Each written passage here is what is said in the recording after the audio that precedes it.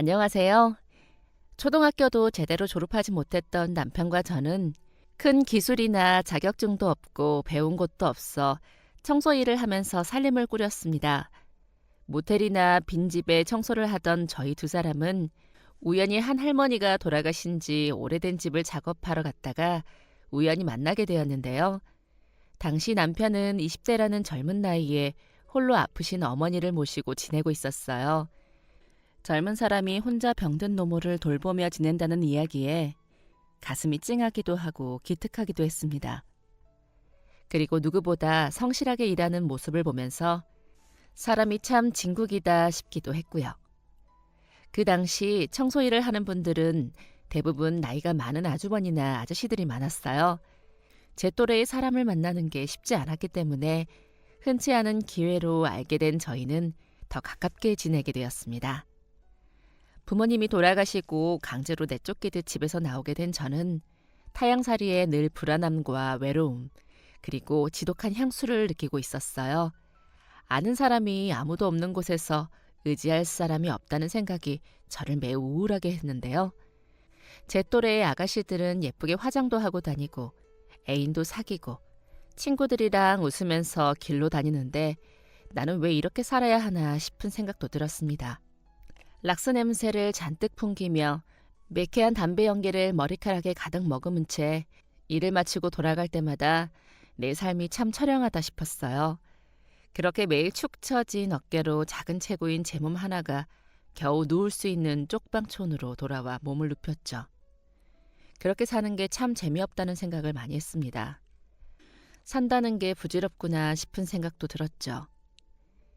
날마다 이렇게 살아도 나아지는 것은 보이지 않고 매일 그저 겨우겨우 푼돈을 벌며 살아내고 있는 날들이었습니다. 그랬던 제 삶을 그 사람은 달라지게 만들어줬어요. 살아내고 있는 게 아니라 살아나가는 것이라는 걸, 돈이 없어도 행복할 수 있다는 것을 그 사람은 알려줬습니다. 예쁜 화장이나 머리를 하지 않아도 마음이 달라지는 것만으로도 기분 전환은 언제든 할 수 있었어요. 세상에 힘든 일이 정말 많아도 나보다 더 힘들어하는 사람들이 있고 그걸 이겨내고 극복하려는 의지를 가진 사람들이 있었습니다. 지금의 삶이 힘든 것은 내가 희망을 가지고 있지 않기 때문이라고 했어요.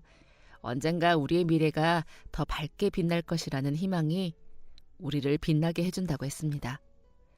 그 사람은 그렇게 긍정적이고 밝은 사람이었어요. 그 어떤 상황에서도 희망을 잃지 않고 언제나 노력을 게을리하지 않았습니다. 아무리 답답하고 앞이 막막하더라도 그 사람의 곁에 있으면 따뜻한 햇볕이 드리우는 것 같았어요. 함께 있으면 힘이 나고 같이 있는 것만으로도 위로가 되었습니다. 누군가가 곁에 있어주는 것만으로도 다 괜찮아질 것 같은 기분이 드는 게 신기했어요. 그리고 우리가 함께하면 어떤 일이 닥쳐도 해낼 수 있다는 믿음이 생기기도 했죠. 그래서 결혼했어요. 그 사람은 자기는 가진 것도 없고 아픈 어머니까지 모시고 있는데 괜찮냐고 하더군요. 그렇게나 밝고 긍정적인 사람이 그런 고민을 하고 있을 줄 몰랐습니다. 그는 자기 혼자서만 고난을 감당하는 것은 의지로 해나갈 수 있지만 굳이 그 힘든 과정을 제가 함께할 필요는 없기에 고민했다고 하더군요. 가난만으로도 아주 힘든데 남의 부모님 병시중과 병원비를 함께 부담해야 한다는 것이 공평하지 않다면서요. 오히려 솔직하게 이야기해주는 모습이 저는 더 좋았습니다. 손에 물 한 방울 묻히지 않겠다고 하면서 결혼 후 온갖 고생을 시키는 사람들보다 차라리 이쪽이 더 솔직해서 좋다 싶었어요. 적어도 마음의 준비는 할 수 있으니까요. 그렇게 몇 번을 괜찮다고 자신 있다고 확답을 받은 후에야 그는 결혼에 동의하였습니다. 어머니는 몸이 편찮으셔서 거동이 힘들었어요. 그 사람은 원래 검정고시도 보고 대학도 가고 공부도 많이 하고 싶었다고 해요. 어릴 때부터 쭉 같은 곳에서 살면서 여기저기 다녀보지 못해서 해군에 들어가 여기저기 돌아다니는 게 꿈이었다고 하더라고요. 사실 해군이 많이 돌아다니는지는 잘 모르겠지만 어릴 때 근처에 살던 형이 군복을 입었던 모습이 너무 인상 깊어서 자신도 그렇게 폼나는 사람이 되고 싶었다고 하네요. 한참 돈을 좀 모으고 10대 후반쯤 검정고시 준비를 했어요. 나는 초등학교도 겨우 졸업했기에 중학교 검정고시부터 다시 봐야 하더라고. 오랜만에 공부하니까 뭐가 뭔지도 모르겠고 원래도 머리가 비상하거나 지능이 뛰어난 편도 아니다 보니까 과목 하나하나가 다 어렵더라. 그렇게 힘들게 공부해서 겨우 시험 날짜가 되었는데 그때 마침 엄마가 쓰러졌어. 시험날 아침 쓰러지셔서 급하게 병원으로 옮기고 결국 시험장에는 가지도 못했지. 그때부터 다시 검사하고 병원 다니고 공부 같은 거 다시 할 수가 없었어. 그래서 그냥 이게 내 운명인가 보다 싶어서 생활비 벌려고 여기저기 일 찾아다녔지. 억울하게 느낄 수도 있지만 나는 그래도 괜찮다고 생각해. 당장 시험을 봤어도 합격할 수 있을지도 모르고 혹시나 그때 붙어서 고등학교 검정고시 때 어머니가 쓰러지면 진짜 아쉬웠을 것 같거든. 어쩌면 내가 공부 쪽으로는 운명이 아니라서 이렇게 된 걸 수도 있고 할머니 할아버지들도 만학도로 공부해서 대학 가는 분들도 있다는데 나중에 열심히 돈 벌고 여유 있으면 그때 느긋하게 다시 해도 되지. 남편은 그런 사람이었어요. 어떤 고난도 긍정으로 이겨내는 사람. 모든 것은 순리에 따라 다 뜻이 있겠거니 이것이 운명이겠거니 하는 사람이었죠.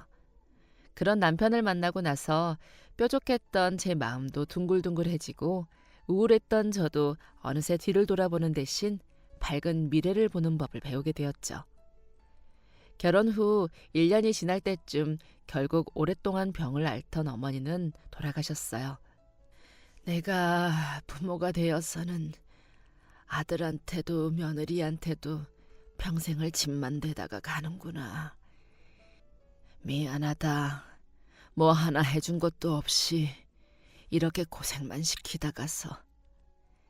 내가 저기 하늘나라에 가면 누가 있을지는 모르지만 누구든 붙잡고 얘기해 볼게. 너무나 착한 우리 아들, 며느리 앞으로 좋은 일만 있게 해달라고, 행복하게만 해달라고 말이다. 아가, 이런 집안에도 우리 아들 하나만 보고 시집 와줘서 정말 고맙다. 내가 하루라도 빨리 가는 게 그나마 너희 고생 덜 시키는 건데 너무 늦어버렸구나. 아니에요, 어머니. 무슨 그런 말씀을 하세요. 가족 하나 없는 저한테 어머니가 저희 부모님 대신 자리해 주셔서 항상 감사했어요. 그렇게 어머니를 보내드리고 나서 말씀하신 것처럼 하늘에서 누군가에게 저희 행복을 부탁했는지 저희는 그 다음 해에 아주 사랑스러운 첫째를 가지게 되었어요. 저희 부부에게 처음으로 온 아기 천사라 그 의미가 특별하기도 했죠. 아이를 임신하면서 같이 일을 못하니 수입이 줄었지만 남편은 자신이 더 열심히 하면 된다며 늘 웃으며 출근했어요. 늘 가족을 많이 꾸리자고 이야기했던 저희 부부였기에 아이가 생겼다는 것은 아무리 힘든 상황도 이겨낼 수 있도록 해주는 원동력이었죠. 첫째 아들이 태어났는데 너무 예쁘고 사랑스럽더라고요. 아무것도 하지 않고 그저 가만히 있는데 존재하는 것만으로도 저희를 행복하게 만들어줬어요. 너무나 감사하게도 몇 년 후 또다시 둘째가 태어났고 다시 몇 년이 지나 셋째가 태어났어요. 우리 집에는 무려 아들이 셋이나 생겼죠. 새 녀석이 앉아서 꼬물거리는 모습이 얼마나 예쁘고 사랑스러웠는지 몰라요. 엄마, 아빠 하면서 품에 달려와 안길 때면 온종일 밖에서 아무리 힘든 일이 있어도 전부 사르르 녹아내리는 것 같았어요. 새 아이를 품에 안고 있을 때면 저희는 저절로 세상에서 가장 행복한 사람이 되었어요. 아이들이 먹는 것, 입는 것만 봐도 배가 부르고 행복했어요. 가난한 형편에 애가 셋이다 보니 해줄 수 있는 것은 많지 않았지만 어쩌다 사주는 장난감 하나에도 날아갈 듯이 기뻐하는 아이들의 모습을 볼 때면 내가 더 열심히 돈을 벌어야겠구나 하는 다짐을 만들어 주었죠. 특히나 첫째는 어릴 때부터 남달랐어요. 굉장히 똘똘했는데 숫자도 빨리 떼고 한글도 빨리 배우고 어디서 알았는지 혼자서 영어 알파벳도 쓰더라고요. 유치원에서도 아이가 참 똑똑하다고 재능을 잘 살려주면 좋을 거라고 이야기했는데 저희 부부는 워낙 배운 것도 없고 주변에 아는 사람도 없다 보니 그 능력을 제대로 살려주지 못했어요. 돈이라도 많았으면 학원이라도 보내고 이것저것 가르쳐 보기라도 했을 텐데 그러지를 못한 게 한이에요. 누구를 닮아 그런지 첫째만큼 둘째도 참 똑똑했어요. 어릴 때부터 수 계산을 그렇게 잘하더니 학교에 가서도 수학은 항상 시험에서 100점을 받아오고 경시대회에 나가서 만점도 받고 상을 다 받아오더라고요. 저희가 크게 뭐 한 것도 아닌데 아이들이 너무 똑똑하게 자라서 사실 조금 무섭기도 했어요. 이렇게 똑똑한 아이들에게 무엇이든 해줘야 할 것 같은데 뭘 해줘야 할지 모르겠더라고요. 대신 아이들은 자라면서 자신들이 원하는 게 무엇인지 분명해졌어요. 중학생이 된 첫째는 학원에 다니고 싶다고 하더니 나중에는 과외를 하고 싶다고 하더군요. 둘째 역시도 이런저런 책이나 문제집을 사달라고 하고 공부할 때 필요하다며 컴퓨터도 새로 바꿔달라고 했어요. 아이들은 자신에게 필요한 게 무엇인지 명확하게 알고 있었고 저희 부부는 겨우 입에 풀칠할 수 있는 형편에 그것들을 해주느라 하루도 마음 편히 쉬는 날이 없었어요. 세 식구의 식비에 생활비도 겨우 충당하고 있는데 학원과 문제집에 과외, 컴퓨터, 방과 후 프로그램 등등 그렇다고 공부를 위해서 한다는데 해주지 않을 수도 없었죠. 남편과 저는 세제의 손이 다 갈라지고 수세미의 손바닥이 다 터져서 피가 날 정도로 열심히 일을 했어요. 작업 하나라도 더 하려고 밤이고 새벽이고 출근할 수 있다고 뛰어나갔고 누군가 고독사를 하거나 안 좋은 일이 일어난 집도 남들이 하지 않으려고 피할 때 저희가 할 수 있다고 나서서 다니고는 했어요. 쉬는 날은커녕 거의 쉬는 시간도 없었죠. 그런데 자식 키우는 부모 마음이 그런 거 아니겠어요? 무엇이든 해주고 싶고 내 몸이 부서지던 뼈가 갈라지던 어떻게든 하고 싶은 일은 해주고 싶은 건 말이죠. 내 자식이 더 잘 될 수 있고 훌륭한 사람이 될 수 있는데 집안 형편이 부모가 그 앞을 가로막는 짓은 하고 싶지 않았어요. 특히 남편은 후회나 원망은 하지 않지만 자신이 어머니 때문에 꿈을 포기한 경험이 있기에 어떻게든 자식들이 미래를 위해 필요한 투자는 아끼지 않으려 했죠. 셋째는 공부에는 크게 두각을 나타내지 않았어요. 잘하지도 못하지도 않는 보통 딱 중간이었죠. 지극히 평범한 아이라 날고 기는 형들 사이에서 약간의 주눅이 들기도 했어요. 학교에 가면 늘 너 누구 동생이지?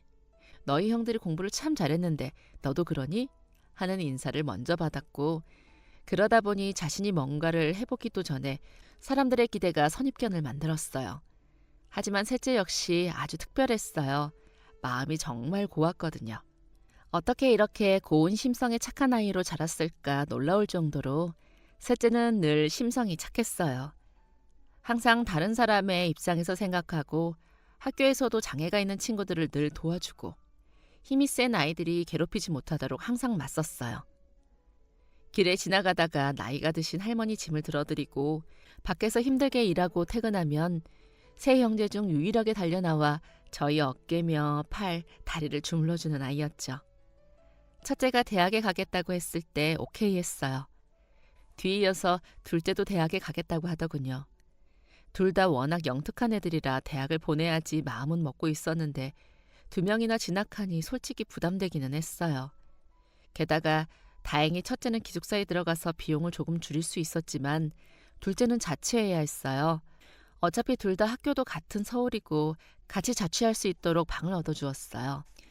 대학에 들어가서 몇 번 장학금을 받아도 돈 들어갈 일은 줄어들지 않더라고요.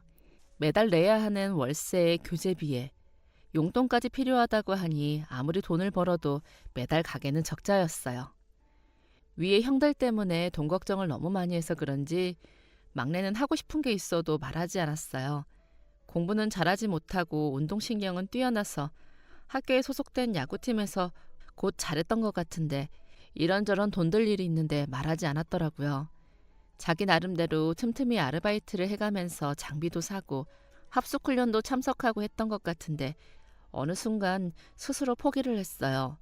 운동을 하면 앞으로 들어갈 돈이 많다는 이야기에다가 나름대로 알아본 대학들이 금액대가 엄청났었나 봐요. 자신은 장학금 받아서 진학할 정도의 실력도 되지 않은 것 같다며 수험생 때 다른 진로를 찾아보겠다고 했어요. 저희 부부는 그때까지도 맨날 돈 벌어서 형들 뒷바라지 해주느라 바빠서 몰랐는데 수능 전에 담임 선생님께서 학부모 면담을 할 때 알려주셨어요. 아이랑 상담해봤는데 돈 때문에 운동을 더 하기는 어려울 것 같다고 늦게나마 다른 방향을 찾아보겠다고요. 막내의 담임 선생님은 무척 좋은 분이라서 늦게라도 준비해서 갈 수 있는 대학들을 알아봐 주셨어요. 이전에 운동도 했었고 아이가 워낙 덩치도 좋고 체력도 뛰어나니까 경호학과를 진학해보는 것은 어떠냐고 하더군요. 전문대학 중에는 장학금을 받을 수 있는 곳들도 있어서 경제적으로 부담도 덜 수 있을 거라면서요. 아들, 운동 아쉽지 않아? 어릴 때는 야구선수 되는 게 꿈이라고 했잖아. 엄마도 참 야구선수 되는 게 쉬운 일이 아니야. 경기 나가면 나보다 잘하는 애들이 정말 많은데 그중에서 프로까지 못 가는 사람이 절반 이상이야. 그렇게 오랜 시간 훈련하고 애쓰고 나중에 유명 선수도 못 되는 것보다는 지금이라도 다른 길 찾는 게 좋을 것 같아. 용의 꼬리가 되는 것보다 뱀의 머리가 되는 게 낫다. 난 이 말이 그렇게 좋더라. 엄마, 내가 이렇게 키도 크고 덩치도 좋고 거기에 엄마 닮아서 예쁘고 아빠 닮아서 잘생기기까지 했는데 경호원 한다고 정장 딱 입고 있으면 완전 영화배우 같을 것 같은데? 아빠도 예전에 빗속에서 꼬마에 구해준 적 있잖아. 그 정도면 나 완전히 다른 사람들 구해주고 지켜주는 게 타고난 거 아닐까?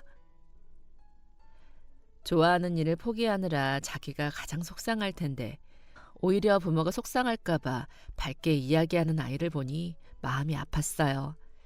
그의 속이 얼마나 상할지 헤아릴 수 없지만 그래도 한편으로는 쪼들리는 살림에 다행이다 싶었죠.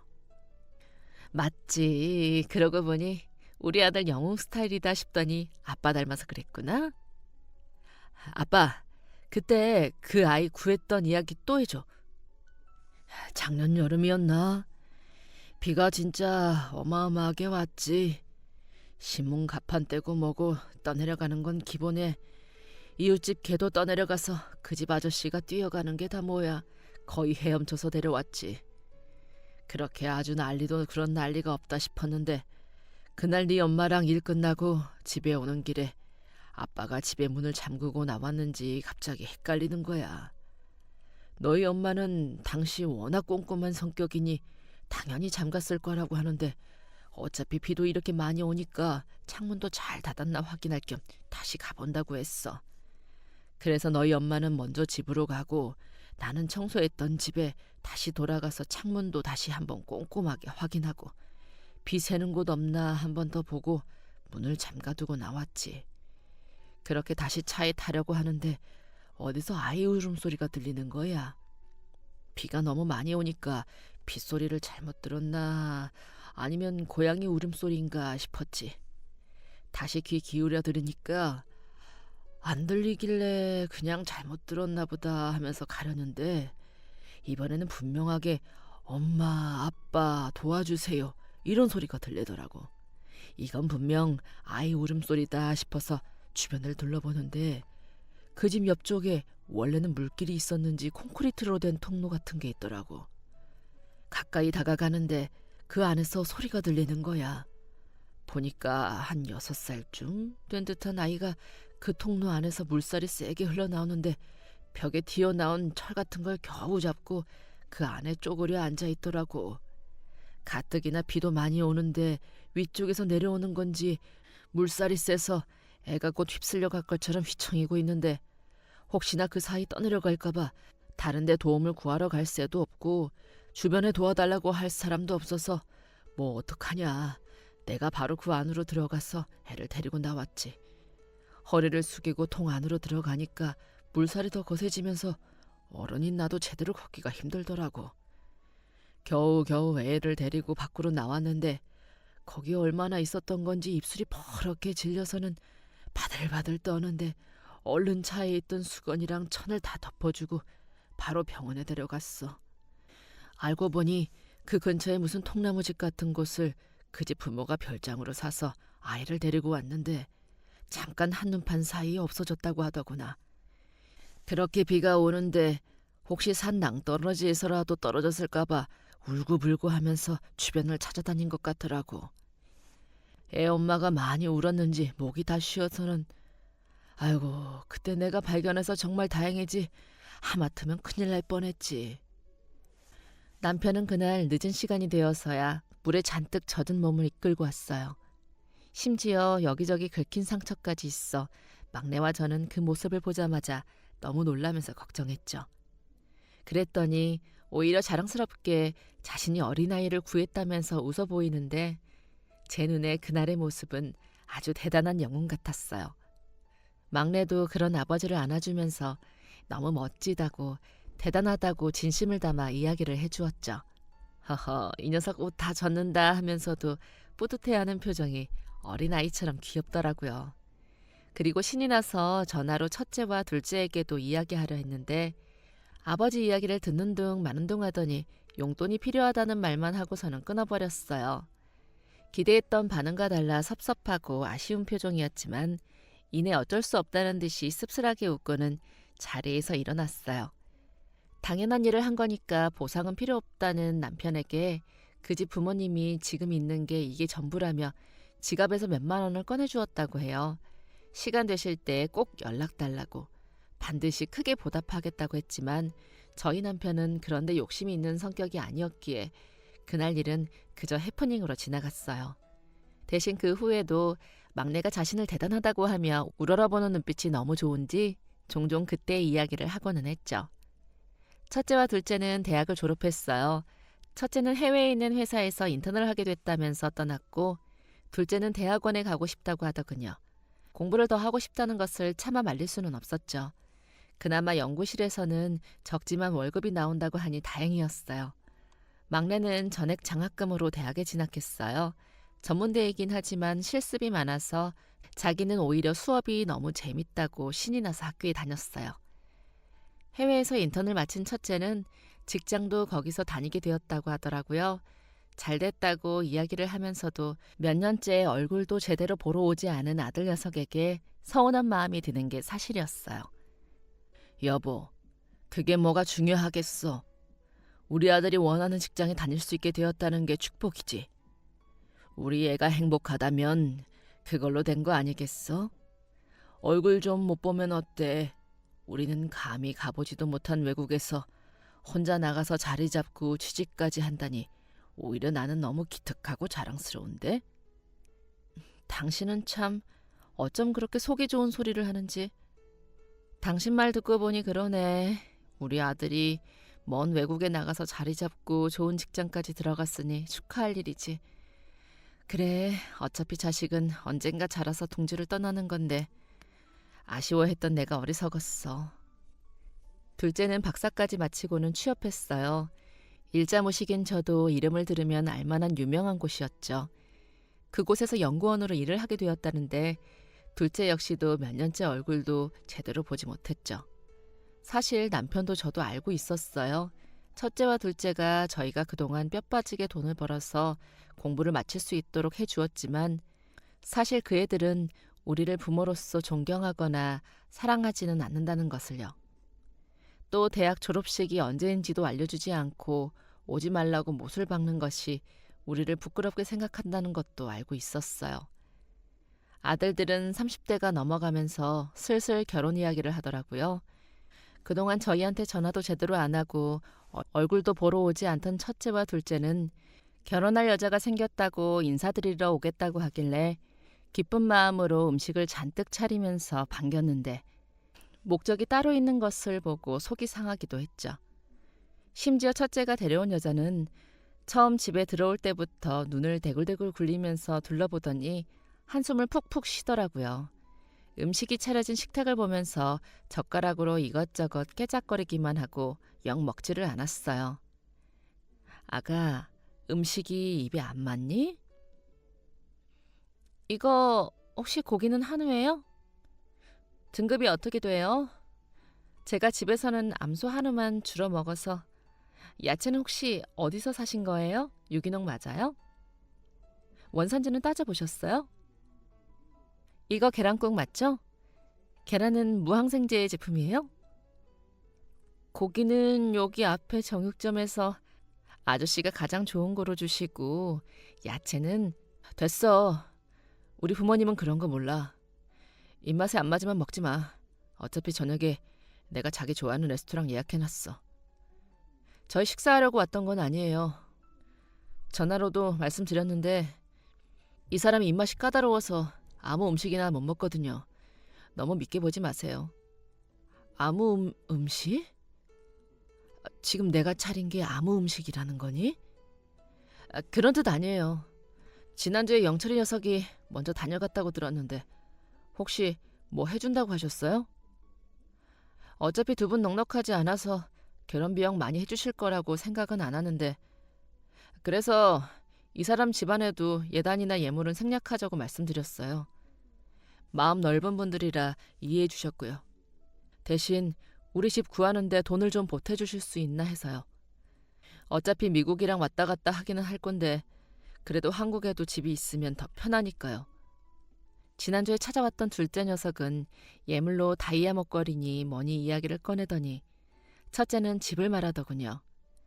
그동안 먹여주고 키워주고 그렇게 힘들게 일해서 있는 것도 없는 것도 다 자기들한테 주면서 키웠는데 며느리 될 사람 앞에서도 저희를 대놓고 무시하고 돈만 주면 그만이라는 식으로 나오니 너무 속상했어요. 그래도 차마 그 자리에서 티를 낼 수는 없어서 얼마나 마련할 수 있는지 알아보겠다고 하고 돌려보냈죠. 그날 밤 속이 상해서 엉엉 울었어요.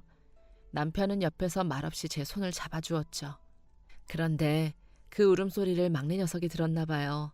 다음날 아침 일찍부터 소란스러워 일어났더니 막내 녀석이 도시락을 싸고 있었어요. 엄마, 나 오늘 회사 쉬는 날이야. 우리 같이 놀러 가자. 어디서 배웠는지 전날 남은 반찬들로 야무지게 김밥을 싸서는 통에 담고 있더라고요. 자기가 다 준비했다면서 자기랑 옷 색깔까지 맞춰 입도록 하고는 가기 싫다는 저를 억지로 데리고 나갔어요. 언제 챙긴 건지 돗자리까지 들고는 아는 친구가 빌려줬다면서 차까지 준비해놨더라고요. 가기 싫다고 하기는 했지만 오랜만에 차를 타고 드라이브를 하니 속이 시원해지는 것 같았어요. 막내는 저를 한 공원에 데리고 가더니 꽃 옆에 서보라며 예쁘게 사진도 찍어주고 도시락도 먹여주면서 하루 종일 제 기분을 풀어주기 위해서 노력했어요. 아들, 고마워. 엄마는 너한테 해준 것도 없는데.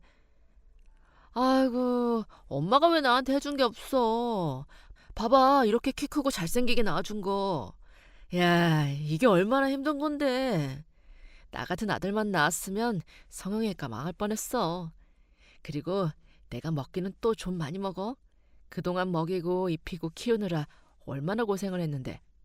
나야말로 겨우 최저임금 받는 직장 다니느라 우리 엄마랑 아빠 여행 한번 못 보내주고 호강 한번 못 시켜주고 미안한데 조금만 더 참아. 내가 열심히 일해서 꼭 효도할 테니까.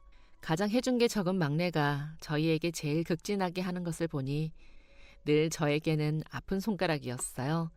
형들한테만 이것저것 퍼주느라 제대로 해준 것도 없는데 뭐가 그리 좋다고 맨날 부모님께 효도한다고 하는지 미안할 정도였죠.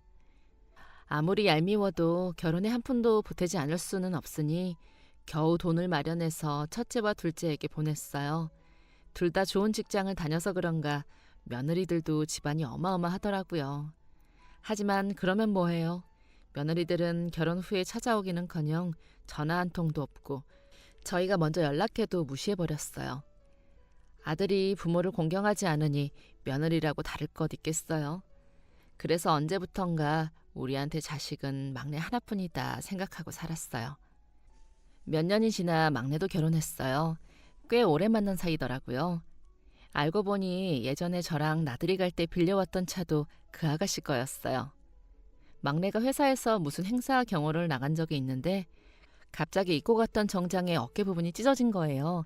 그렇다고 재킷을 벗고 있을 수도 없고 이걸 어쩌지 곤란해하고 있었는데 신인 가수의 스타일리스트로 행사장에 왔던 아가씨가 그 모습을 보고는 옷을 꿰매어줬다고 하더라고요.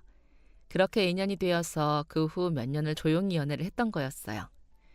그 아가씨는 보육원 출신의 엄청 시골에서 살다가 스타일리스트가 꿈이라 원래 살던 곳을 떠났다고 해요. 그래서 자기는 가족도 없고 친구도 없어서 결혼식도 필요 없다고 하더라고요. 막내도 그동안 자기는 친구들 결혼식도 잘 안 갔다고 부를 사람이 없다면서 차라리 그동안 모아둔 돈으로 여행을 가는 게 훨씬 낫다고 했어요. 저희 부부는 그동안 막내를 위해 몰래 모아둔 돈을 내밀면서 이걸로 좋은 집을 구하라고 했는데 그 녀석은 결혼해도 엄마 아빠랑 살 거라고 고집을 부렸죠.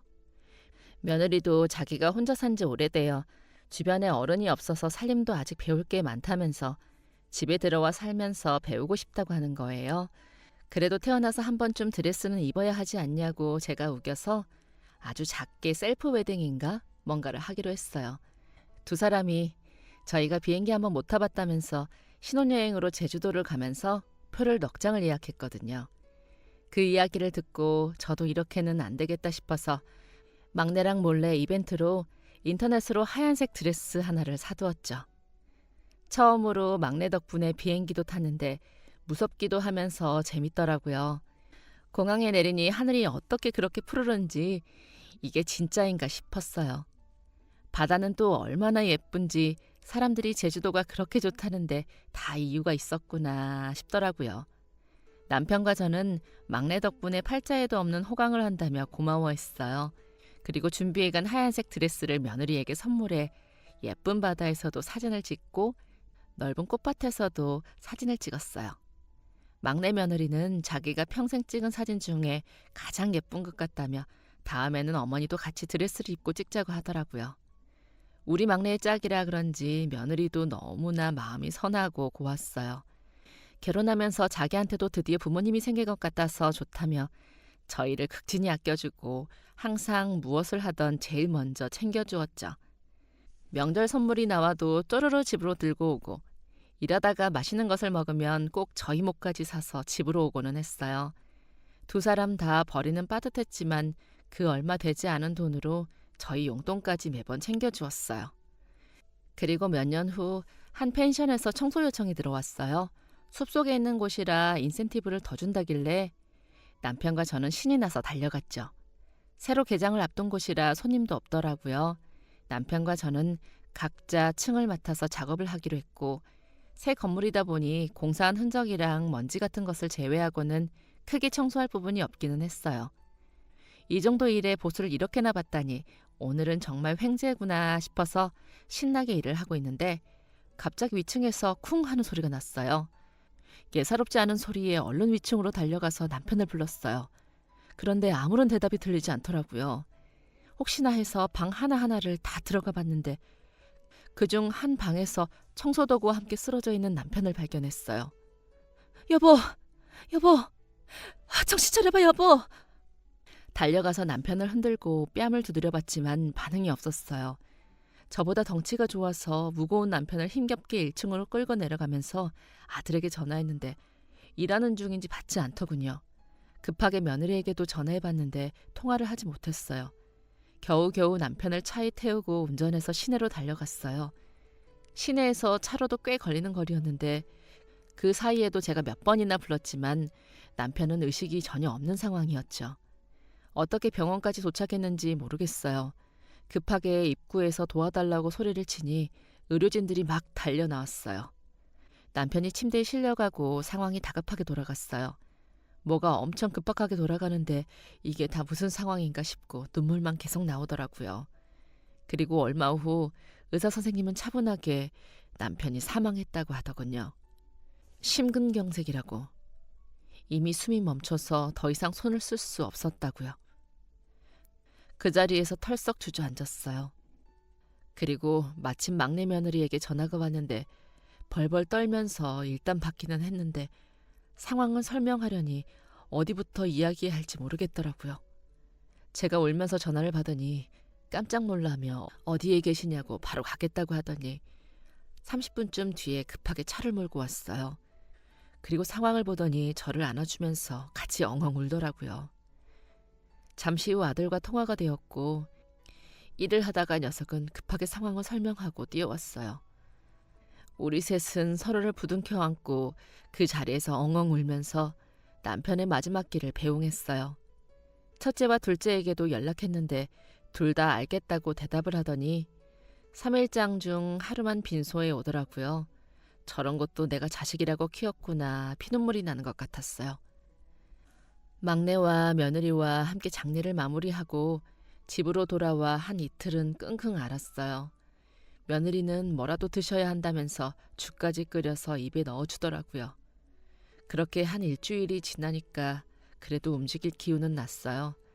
차라리 몸을 움직이는 게 덜 우울할 것 같아서 저는 남편의 짐부터 정리를 하기 시작했어요. 그렇게 한참을 태울 물건들이랑 보관할 것들을 나눠서 정리하고 있는데 남편의 바지 중 하나에서 웬 명함이 나오더라고요. 이런 걸 가지고 다닐 사람이 아닌데 뭔가 싶어서 들어보니 처음 보는 이름이 쓰여 있었어요. 무슨 명함일지 한참을 고민하다가 혹시 뭔가를 약속이라도 했거나 해서 기다리고 있으면 안 되니까 남편이 세상을 떠났다고 알려줘야 할 것 같았어요. 그래서 바로 명함에 적힌 연락처로 전화를 걸었죠. 여보세요. 안녕하세요. 저는 오수남 씨 와이프입니다. 남편 옷 주머니에서 명함이 나와서 연락드려요. 무슨 일로 명함을 주신 건지 모르겠지만 남편이 얼마 전 세상을 떠나서 혹시 연락을 기다리고 계실까봐 전화드렸어요. 오수남 씨요? 네? 세상을 떠났다고요? 아니 세상에. 아니 혹시 저에 대해 이야기를 하신 게 없으신가요? 네, 전혀요. 혹시 어떤 사이인지 여쭤봐도 될까요? 그렇다면 이야기가 길어질 수도 있는데 혹시 시간 되시면 직접 만나 뵙고 말씀드려도 될까요? 다음 날 바로 우리 집 근처의 한 카페에서 명함의 주인을 만나게 되었어요. 제 나이 또래의 한 남자분이더라고요. 그는 자리에 앉으면서 간단히 자기소개를 하고 남편이 언제 어떻게 세상을 떠났는지 물어봤어요. 저는 얼마 전 갑자기 일어난 안타까운 사연을 이야기했죠. 둘째 아들이 무려 유명 건강회사 연구원인데 자기 아빠가 그동안 몸이 어디가 아픈지 어떤지도 관심 없고 바로 옆에 있는 저도 몰랐으니 누구를 탓하겠어요. 평생 자식들 건사하다가 무리해서 이런 일이 생긴 건 아닌지 마치 남의 장례식처럼 왔다 가는 아들 녀석들 뒷바라지하려고 일만 하다가 그렇게 가고 싶던 세상 구경도 못하고 떠난 것 같아서 더 마음이 아파요. 그런 일이 있으셨군요. 전혀 몰랐습니다. 이전에 포구에서 저희 아이를 구해주신 일이 있는데 그때 너무 감사해서 보답을 하고 싶어서 명함을 드렸어요. 저희도 급하게 병원으로 간 거라 뭘 챙겨간 게 없어서 나중에 꼭 보답하고 싶어서 명함을 드리고 계속 연락을 기다렸는데 결국 은혜도 갚지 못하고 돌아가셨군요. 아, 그때 그 아이 아버님이시군요. 남편이 그날 일을 여러 번 이야기했었어요. 처음부터 보답 같은 걸 바라고 한 일이 아니라서 연락을 안 했을 거예요. 남편은 그저 그날 한 아이를 구한 것만으로 그리고 막내가 그 이야기를 듣고 자신을 영웅처럼 우러러보는 것만으로도 충분했거든요. 그래도 이렇게 지나가는 게 제 마음이 너무 불편합니다. 시간이 꽤 오래 흐르긴 했지만 혹시 지금이라도 제가 뭔가 도울 만한 일이 없을까요? 혹시 그렇다면 그러면 저희 막내 아들을 좀 도와주실 수 있을까요? 우리 막내가 어릴 때부터 자기보다 저희를 더 챙기느라 원하는 거 한번 못하고 살아왔어요. 이번에도 일하던 중에 자기 아버지 이야기 듣고 뛰어나왔다가 회사에서 잘려서 지금 직장을 구하는 중이거든요. 혹시 소개해 줄 만한 곳이 있으면 우리 아들 좀 부탁드릴게요. 그분은 제 아들이 어떤 일을 하는지 물어보더니 좋은 곳이 있다며 내일 아드님과 함께 만날 수 있냐고 하더군요. 너무나 다행스러운 이야기에 저는 얼른 집으로 돌아가 막내랑 며느리에게 오늘 있었던 일을 이야기했어요. 글쎄, 그때 구해줬던 아이 아버지가 엄청 유명한 회사의 대표더구나. 깜짝 놀랐지 뭐니. 자기가 꼭 보답을 하고 싶다고 하길래 이미 남편은 세상을 떠났고 우리 막내라도 도와줄 수 없냐고 물어봤지. 그랬더니 마침 괜찮은 일자리가 있다네. 내일 같이 보기로 했단다. 너무 잘 됐지? 우리 막내 엄마랑 아빠 때문에 회사까지 잘려서 너무 미안했는데 정말 다행이야. 엄마도 참, 그게 왜 엄마랑 아빠 때문이에요. 아버지가 돌아가셨다는데 어떤 일이 있더라도 가봐야 하는 게 맞죠. 그걸로 잘하는 회사라면 저도 다니고 싶지 않아요. 그래도 올해 말에 아이도 태어나서 생활비가 걱정이었는데 너무 감사해요, 어머니. 감사합니다. 막내도 며느리도 약간은 부담스러워하면서도 그래도 일자리를 구할 수 있다는 이야기에 기뻐했어요. 며느리가 임신 중이라 사실 회사에서 잘리고 나서 많이 막막했을 거예요. 그런데 하늘이 도와 이런 기회를 얻게 되다니 정말 다행이었죠. 다음 날 약속 장소로 아들과 며느리와 함께 갔어요. 그분이 음식을 대접하고 싶다고 며느리까지 꼭 같이 왔으면 좋겠다고 했거든요. 가보니 대표님과 그 아내, 그리고 남편이 구해줬던 아이도 함께 자리에 있었어요. 부인도 문이 열리자 자리에서 벌떡 일어나더니 달려와서 제 손을 잡으면서 저희 남편 덕분에 자기 아이가 살 수 있었다며 늦었지만 너무 감사하다고 몇 번이나 고개를 숙여 인사를 하더라고요. 아저씨한테 직접 뵙고 감사하다고 해야 했는데 죄송해요. 제가 그때는 너무 어려서 감사하다고 인사도 제대로 못했는데 감사합니다. 아저씨에게도 너무 감사했다고 꼭 전해주세요. 이제는 청소년이 된 듯한 아이도 일어나 저에게 와서 인사를 했어요. 온 가족이 저와 제 아들, 며느리에게 고맙다고 고개 숙여 인사하는데 하도 공손하게 감사를 하니 저희도 저절로 머리가 숙여지더라고요. 남편이 인사를 직접 받았다면 더욱 좋았을 텐데 한편으로는 아주 아쉬웠어요. 그렇게 자리에 앉아 식사했어요. 처음 보는 음식들도 있고 하나같이 엄청 고급스럽더라고요. 식사를 마무리할 때쯤 대표님이 서류를 하나 꺼냈어요. 계약서예요. 이전에 경호회사에서 일했다고 하시더라고요. 마침 제가 개인적으로 운전도 해주고 저랑 같이 다니면서 수영해줄 분이 필요해서 찾고 있었는데 너무 잘 됐네요. 최대한 좋은 계약 조건으로 써보기는 했는데 혹시 더 수정해야 할 부분이 있거나 부족한 부분이 있다면 편하게 말씀해 주세요. 계약서를 받아 읽어본 저희는 급여를 보고 눈알이 튀어나올 뻔했어요. 2억이요? 아니, 연봉이 2억이요? 이렇게 큰 금액을... 제가 돌아다닐 일이 많아서 운전하시는 것도 쉽지 않으실 거예요. 그냥 건물 앞에 계시는 게 아니라 제 개인 경호를 해주시는 건데 그 정도는 드려야죠. 그래도 2억이라니... 아버님이 저희 아이를 구해주신 걸 생각하면 그것도 부족해요. 시험관으로 저희 부부가 정말 어렵게 얻은 아이거든요. 그때 잘못됐다면 어떻게 됐을지 상상도 하기 싫어요. 그리고 막내 아드님이 아버님을 많이 닮았다고 어머니가 그러시더군요. 그렇게 용감한 분을 닮았다면 저를 든든하게 지켜줄 거라고 믿기 때문에 그 정도 연봉이 맞다고 생각했어요. 감사합니다. 감사합니다. 그러면 앞으로 잘 부탁드리겠습니다. 그렇게 막내는 하루아침에 연봉 2억짜리 직장을 얻게 되었는데요. 그뿐만 아니라 그 대표님은 아이가 태어나면 육아비 지원부터 대학 졸업까지 교육비 지원까지 해주겠다고 약속하시더라고요. 또 도움이 필요한 일이 있으면 언제든지 말하라고 하면서 유명 브랜드에서 일할 수 있도록 며느리에게 자리를 마련해 주기도 했어요. 덕분에 저희 가족은 더 이상 돈 때문에 고생하지 않고 아주 수월하게 생활하고 있는데요. 이 소식을 들은 건지 아버지가 돌아가신 후 연락 한 번 없던 첫째와 둘째에게서 계속 전화가 오고 있는데 그냥 받지 않고 있어요. 막내는 새로운 직장에서 엄청나게 잘 적응했는지 대표님이 오히려 운전도 너무 잘하고 일하는 센스도 좋다면서 칭찬을 아끼지 않는다고 해요. 또 얼마 전 태어난 저희 손주를 위해서 엄청 비싼 아기 침대와 유모차까지 집으로 보내주셔서 아주 감사하게 쓰고 있어요. 평생을 착하게만 살았던 남편이 한 일인데 괜히 저만 부귀 영화를 누리는 듯해서 마음이 무겁기도 한데요. 어쩌면 갑작스럽게 하늘로 간 남편이 착한 막내와 며느리를 위해 전한 선물은 아닐지 싶어요. 지금까지 사연 들어주셔서 감사합니다. 사연이 재밌으셨다면 구독과 좋아요 부탁드려요. 감사합니다.